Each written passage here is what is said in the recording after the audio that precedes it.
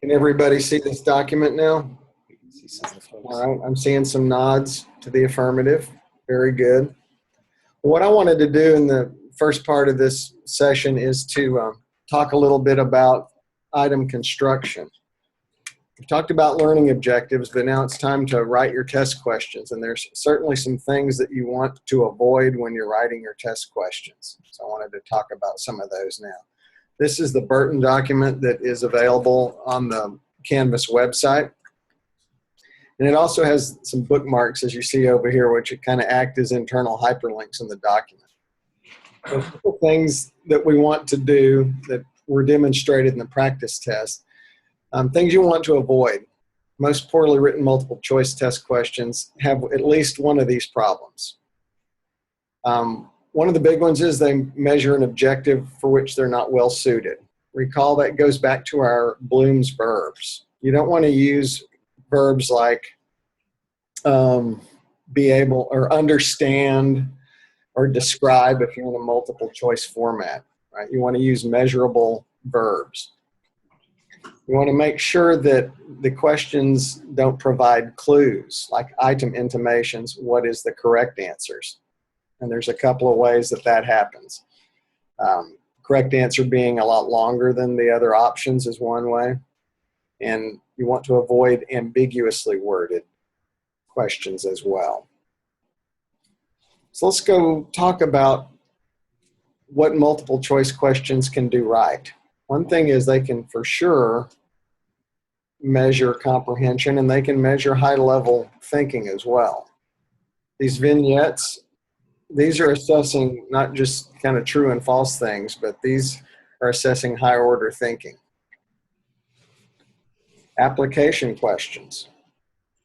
Plenty of good examples in Burton that shows you how multiple choice questions can be very rigorous. The preferred multiple choice format would be single correct answer for me. We at Shenandoah have a computer program that also allows for the possibility of select all and will give you partial credit. So while that's permissible, it's doable, you can do it, but single correct answer is usually the way to go. Best answer is another type of one. When you've got multiple answers that are possible, what is the best answer? Again, moving you towards higher order thinking. Let me see here. Negative. You want to avoid negative phrasing. I know this is really popular with faculty members. You for sure want to minimize it. There's plenty of research that says if you're going to do negative phrasing, it should be maybe 1 out of 5 questions if you have to phrase something in the negative. If you recall from our previous discussions, if you're going to phrase something in the negative, you want to make sure that that negative aspect is in bold, italics, underline, all the above. They say 4-to-1 ratio, 4 or 5-to-1 ratio. State in the positive if you can at all. Let me see here.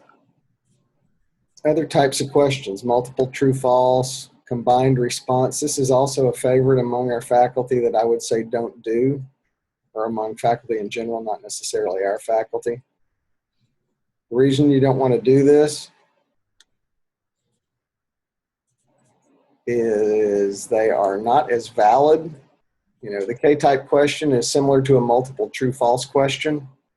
And there's literature out there that suggests that the combined response variety are lower in reliability, lower in discrimination, higher in difficulty, and equal in validity when compared to similar items of the single correct response and best answer varieties. Now recall, this is what we want to try and do. We want to increase discrimination and increase reliability. So the multiple true, false, and the K-type questions should be avoided at all costs.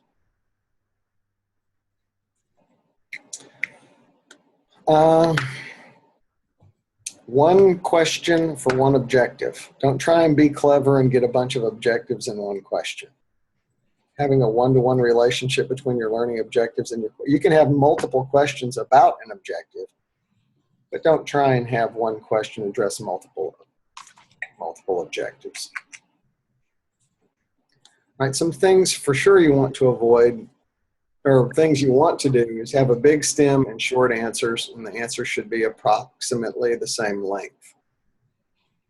All right. So you have your vignette, your answers. A better example here is a more concise question and your option choices. Avoid extraneous information. It lowers reliability. Right? Don't include anything you don't have to.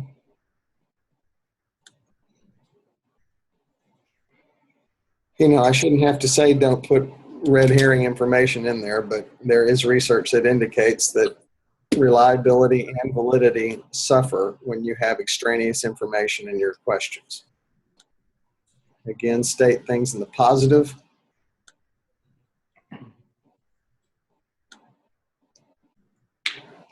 Word the alternatives clearly and concisely. All right, avoid technical jargon where possible. Keep alternatives mutually exclusive.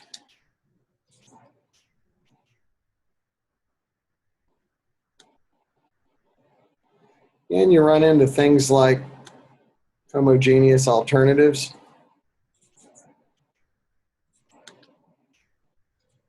All right, so here's an example where Idaho is known for, and it gives you some options. The better example here is, you know, what type of agriculture product here is Idaho best known for. Grammar can be an issue, and if you can have somebody proofread your questions, it's recommended, because sometimes you get so close to your questions and your content that things that are obvious to a fresh set of eyes, you know, elude you as the author. Also, test-wise, you know, test-savvy students can pick up on grammatical cues. Parallel form, you want to keep your is and are, your verb tenses lined up to where you don't provide clues to the correct answer. Similar length responses are desirable.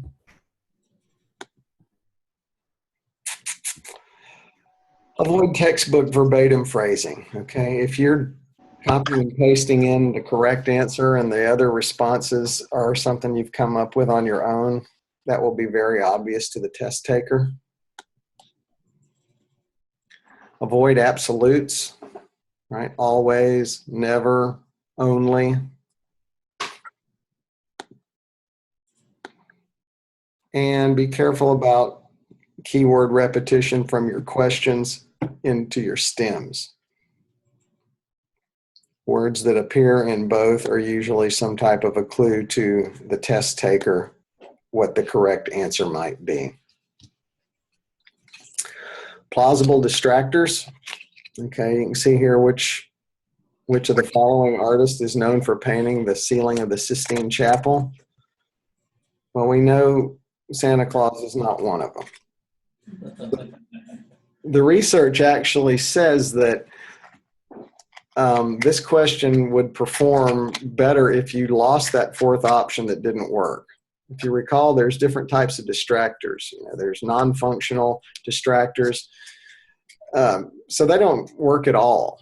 So you might as well not even have it. Now, I know that it seems counterintuitive to reduce the choices, but if the choices are not real, you know, they don't exist at all anyway for the test taker. So having 2 or 3 is better than having 4 or 5 if they're not quality distractors. And the hardest part about writing multiple choice tests is coming up with quality distractors. All right, the software that we use and most places use will give you distractor performance. So if you have a distractor that nobody's biting on, nobody selects that option, that's a non-functional distractor that you should consider removing. To that table right there. The bigger table. Oh, I like it. Where'd it go? Oh, we're back on. Yeah, I just hope you'll stay. Hey, Richard. Yes, sir. It's Mark. I just got an email from one of our residents that said that I think we had upped the maximum number of users to Zoom, I think to 100. She said she got a message that it's reached the max of 25 participants. Any idea how we might could remedy that, or 'cause I thought we had upped it to 100. That's my understanding. I got confirmation from them at about 4 o'clock today that had been processed. Tell you what, we can take a break and say 20 minutes, and I'll go ahead and end the meeting and then see if I can investigate it. It's probably not something I could do Right now, yeah. while I'm in session. It looks like I've got it recording. Yep. So, even so, we'll have the recording available. So, yeah, I made it clear to him that it was going to be used tonight, and I needed the 100 license, and the payment went through and everything. So, yeah, okay. I don't know. All right. Okay, so sorry about that. So again, another point about distractors. 3 types: positive, low, and negative. Functional, non-functional, and dysfunctional. Functional distractor is one where more non-achievers choose them than achievers. All right. When we're saying terms like achievers and non-achievers, psychometrically, they just divide the class into 3 parts and compare the top third to the bottom third of the scores, regardless of the score distribution. All right, that's the concept of discrimination. When things have a high discrimination value, that top third is selecting it more than the bottom third. So that's kind of how you separate question quality. Non-functional achievers and non-achievers choose them equally, or they're rarely chosen at all. That's your Santa Claus painting, the Sistine Chapel example. And dysfunctional, these are distractors where your top third are choosing more than your bottom third. All right, they're getting hits, but they're getting hits for the wrong reason by the wrong people. So again, know your distractors. And if you have these non-functional or dysfunctional for sure you need to rewrite. Non-functional, rewrite, or just omit altogether. More to that point, 3 good choices, even given a 30% chance of guessing, is better than 4 alternatives or 5 alternatives where you have non-functional distractors.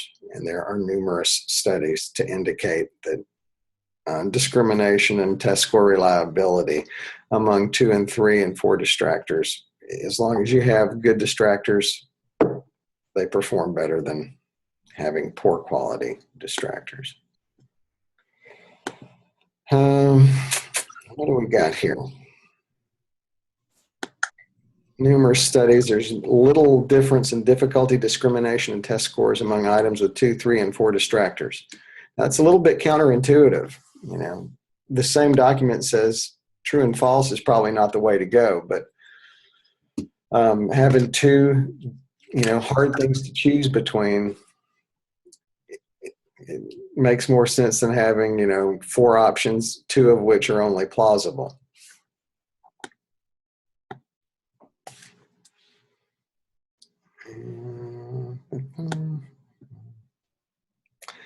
Randomize a lot of, you don't want to put your correct answer in the same place every time.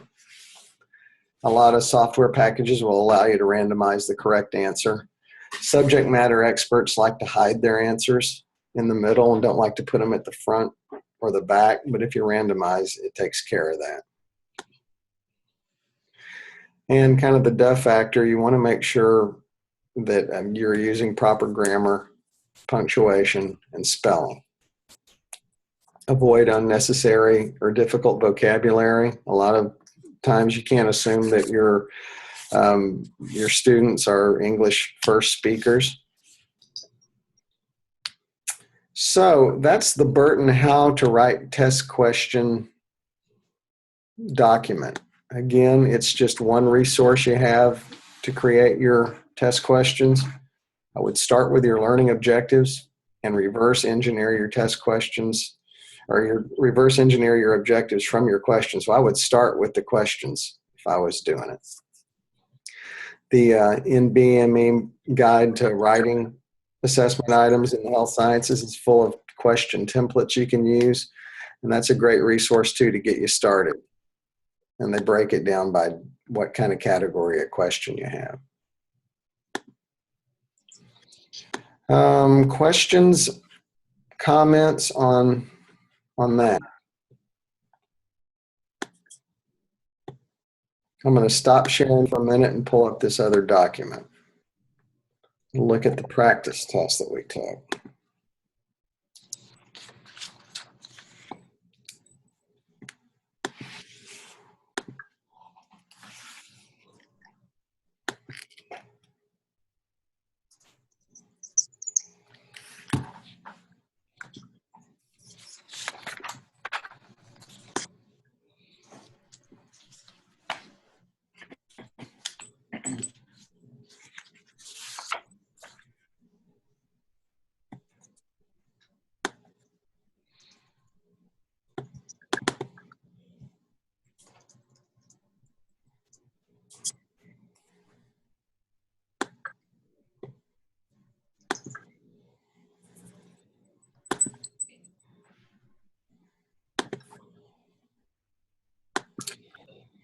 Okay, so back to the practice questions we did. This was done in Google Docs, Google Forms actually. So when you create a form in Google, if you go over here to Drive, it's really easy to do, and it's really easy way to get some active learning in your class. If you want to do polling or a short questionnaire, it's a type of Google Doc, and I wanted to briefly show you how to do it. But when you're in your Drive, you can just go over here, and it's actually a document type. So Google Forms, you can create a form. There's different question formats. I use multiple choice in my document. But the cool thing about this is you can post this form to the internet or email it to somebody, embed it in a blog. There's a variety of ways to communicate this form or any form. The cool thing about it is it dumps the results into a spreadsheet. So in one place you have a time and date stamp of all the responses. Now, we're not going to go over them individually, just suffice to say if I wanted to look at the responses, I could click here and view the individual responses. So know what I'm saying here. The front side of it is a Google form that you fill out on the web as a user. The back side is a Google Doc spreadsheet that you can sort and do calculations on and do all kinds of stuff. One of the neat things about it is it'll allow you to, there's the view responses. It'll allow you to look at a summary of the responses. So we're going to go through this for the next couple of minutes and take a look at the questions and see how the class voted on some of these things. So question one, you recall when purpling the bus is used to eliminate, then our options were bus grobs, shellis, gromps, plobgons. So we can see we've got a couple good options here. 43% went for bus gobs, 39, almost the same percentage went for gromps. Any comments on what the correct answer is here and why? Not that there are any Groupling experts in the crowd, but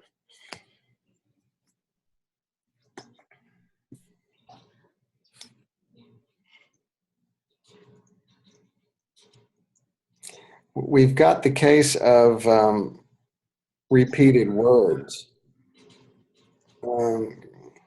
We've got bus here, bus grobs here. So I'm going to say the 19 here were correct, the 43%, because of the repeated word in the stem and in the answer choices.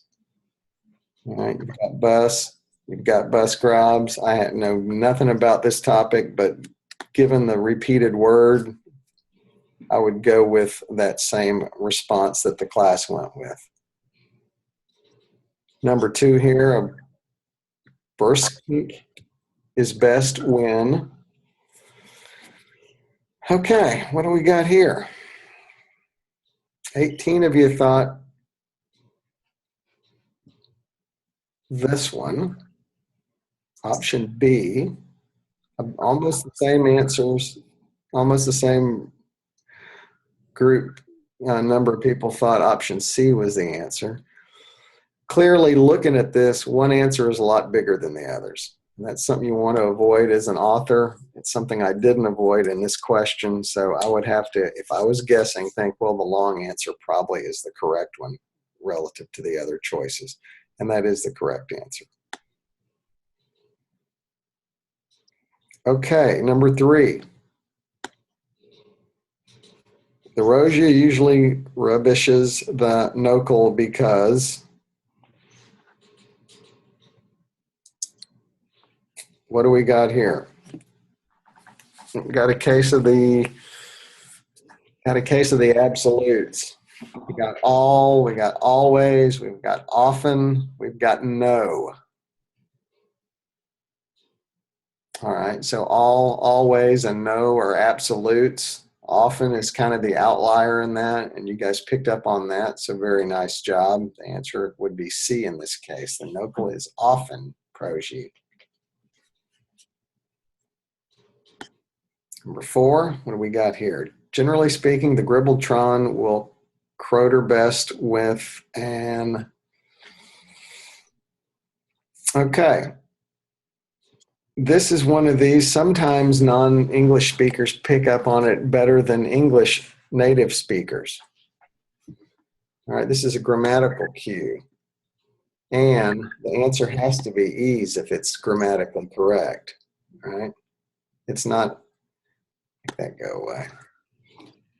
So the answer here would be ease, with an ease, the grammatical cue between these two. So you can avoid this by going a, maybe apostrophe and to, provide both possibilities. So grammatical cue between and ease here. All right, the major reasons for Bribble's muffles are, all right, so we have no grammatical cues. We've got no repeated words. All the answers are about the same length. There's an old saying that says, when in doubt, see and out. Most people would agree with that in this case. The Babs roast, the majority of you picked A. I would probably just go C on this. All right. You're just wildly guessing, knowing that subject matter experts typically hide their answers inside. B or C would be your most likely choice, and those are kind of evenly split.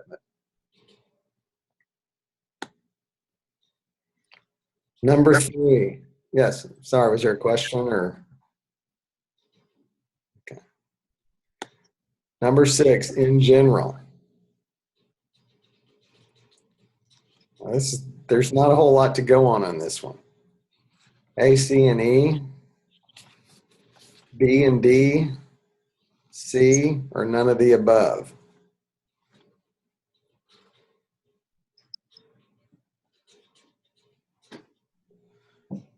When in doubt, C and out. Yeah, I would go C on that one as well, and that's what the majority of you did. Number 7 here, the crottering of the E's is facilitated by the, didn't we have a question with E's in it before? In fact, we did. We gotta find it. That's the grammatical cue. So we know the Gribbletron will croter best with an ease. We get over here. Crotering of the E's is facilitated by the, you guys picked up on that, right?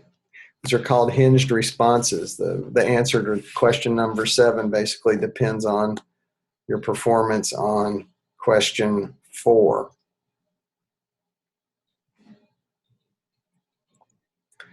So which of the following Mansue-Canning principles generally applies?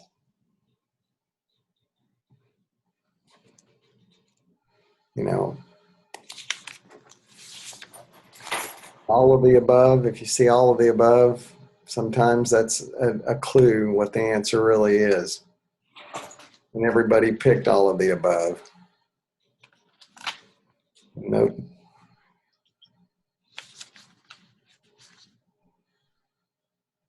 Okay.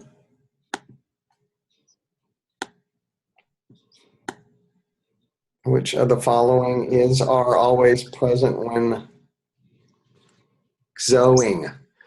All right, so zud, zid and zud, rump and zud, zud and zhuing. No. So number 9, we've got to be getting a good feeling about zud. It's an option in every response. So I would go A on this, because we know it's in every response. It says always present. I would have selected number A on that one. Finally, 10, what's the weight of the smallest Gribbletron? Everybody seemed to think it was 7. And I would agree with that. So 11, when in doubt, C. Boom.